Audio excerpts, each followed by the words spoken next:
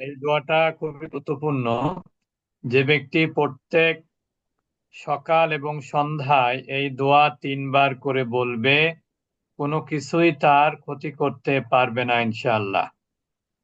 সকাল এবং সন্ধ্যায় 3 বার করে পড়বেন, বিশেষ করে আসরের বা মাগরিবের পরে পড়বেন আর ফজরের পরে পড়বেন।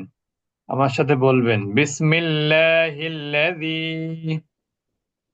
بسم الله الذي লা ইয়াদুররু لا لا يضر لا يضر يضر মা'আসমিহি مع مع اسمه اسمه به শাইউন ফিল আরদ شيء شيء في في الأرض الأرض ওয়ালা ফিস সামা ولا ولا ولا في في في السماء السماء ওয়া হুয়াস সামিউল আলীম।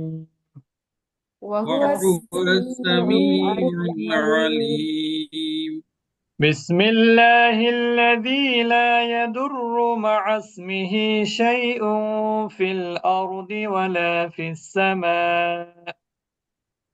بسم بسم الله الله الله سميت الذي لا يضر مع اسمه شيء في الأرض ولا في ولا في السماء السماء وهو السميع العليم.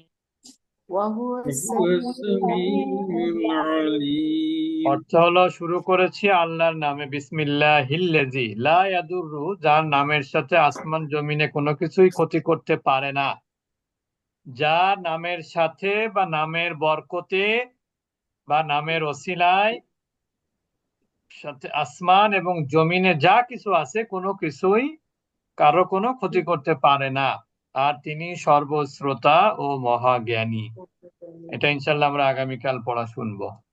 আবারও বলছি, সকাল সন্ধ্যা পড়তে হবে। হ্যাঁ হ্যাঁ, সকাল